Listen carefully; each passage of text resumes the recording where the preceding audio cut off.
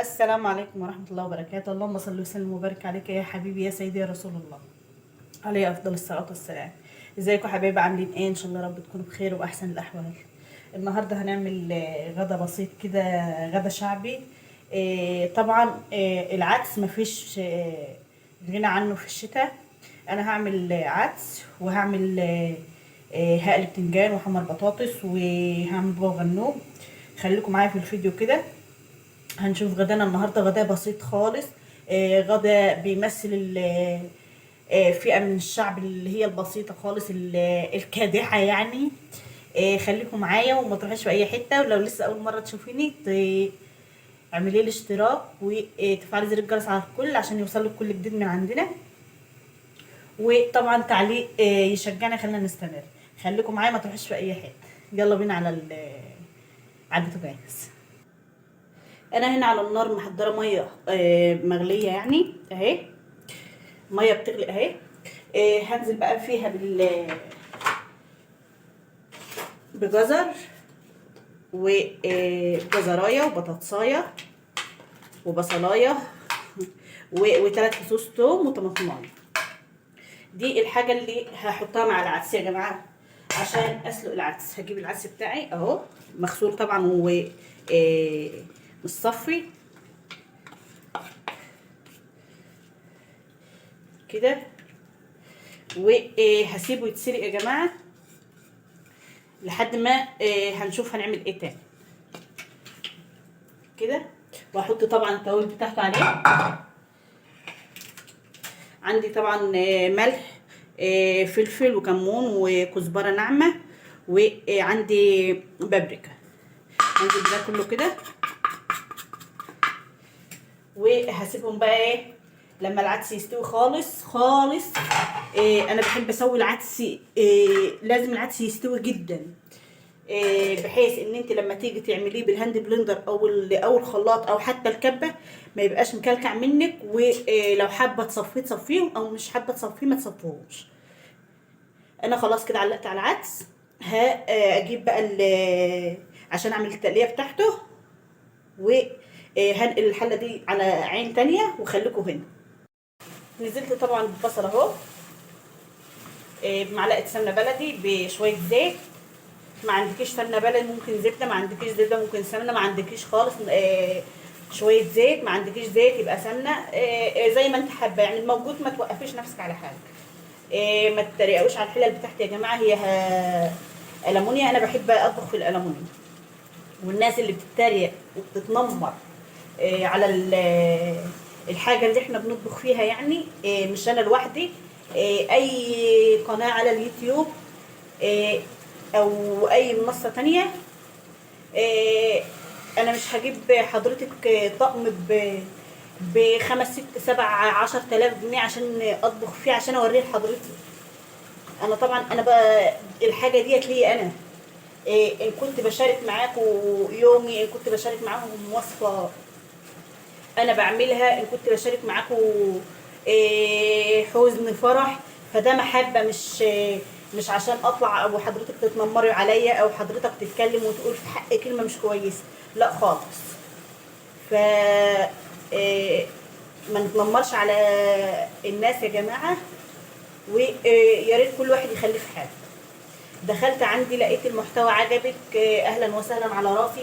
ما عجبكيش برضو على راسي. كل واحد ليه ذوق، والاختلاف في الرأي لا يفسد للود قضية زي ما بيقول. زي ما حضراتكم شايفين كده انا حطيت عليها شوية ملح طبعا عشان تسرع عملية خروج السوائل من البصل عشان يحمر بسرعة. زي ما حضراتكم شايفين كده هو خلاص بدأ يبقى شفاف اهوت، هيحمر بسرعة. عشان ما اطولش عليكم في الفيديو هخليه يحمر وارجع لكم تاني. قلت بقى بدل ما انا فاضيه للبصل بس كده، هجيب البتنجانه ديت هشويها كده على عين البوتاجاز. بس هجيب سكينه كده هعمل فيها فتحه كده عشان ما تفرقعش يعني اهي كده وكده، عشان ما تفرقعش او تستوي كلها.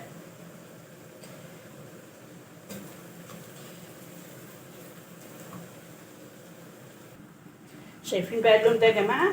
هو اللون ده اللي انا عايزه اوصله. شايفين لون تحفه ذهبي كده جميل. هحط بقى شويه كزبره ناشفه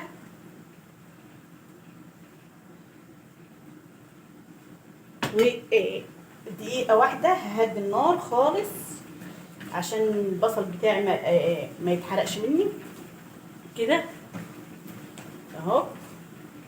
اشم ريحه الكزبره. هي خلاص الريحه كده خلصت لان الزيت سخن جدا. هنزل بقى بعصير الطماطم.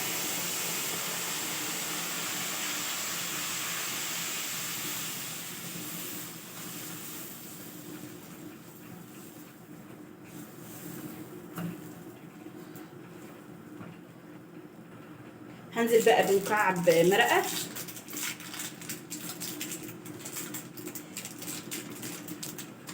وشويه بابريكا بساط خالص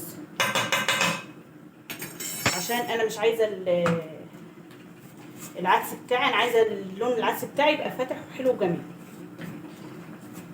هجيب طبعا الملح، ما انساش ان انا حاطه ملح على العدس في السليق وحاطه على البصل. هحط نص معلقه صغيره خالص.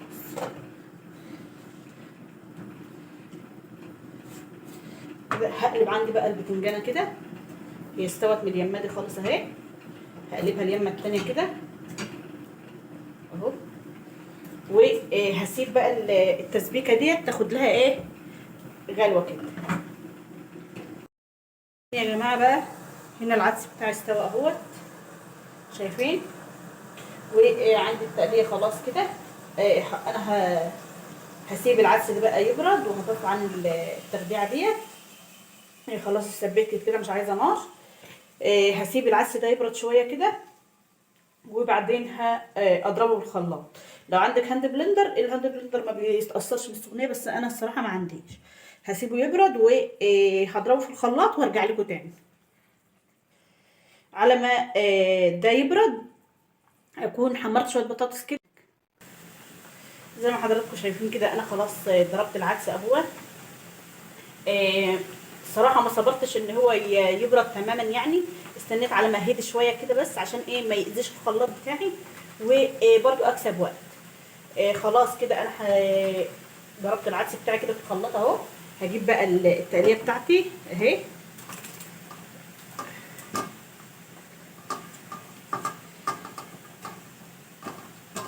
كده. ولو لقيتيه تقيل يا جماعه، لو لقيتيه تقيل زي كده زوديه بكوبايه ميه واحده زي ما حضراتكم شايفين كده.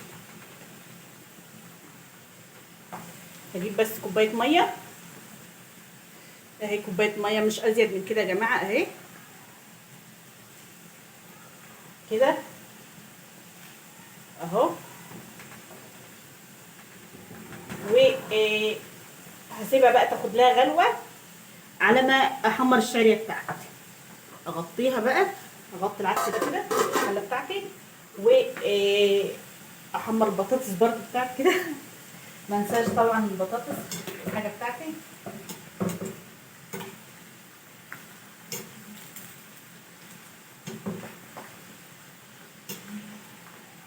كده.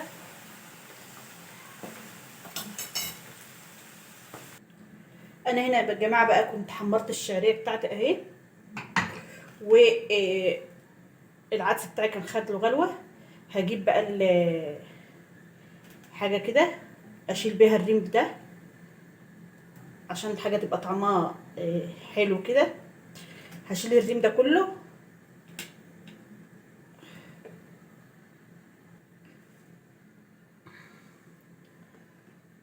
زي ما حضراتكم شايفين كده. الرغاوي دي كلها لازم اشيلها.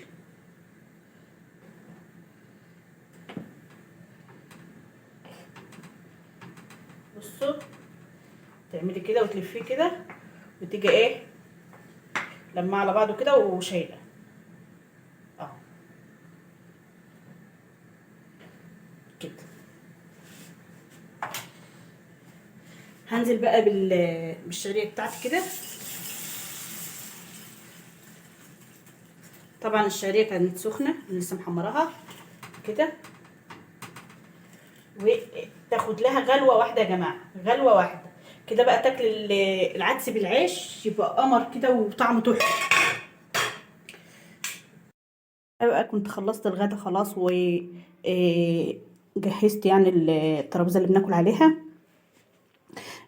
عملت برضو الخيار، قطعت خيار، وعملت البابا غنوجه اهو يا جماعه اهو، تحفه وجميل وزي الفل. وحمرت طبعا بطاطس وطماطم ومخلل طبعا، وطبعا قطعت بصل. العدس لازم يكون معاه بصل، اللي حابب حابب، مش حابب خلاص براحته. وعملت العدس يا جماعه، شايفين العدس شايفين. وطبعا عملت البتنجان ده تحفه يا جماعه، تحفه.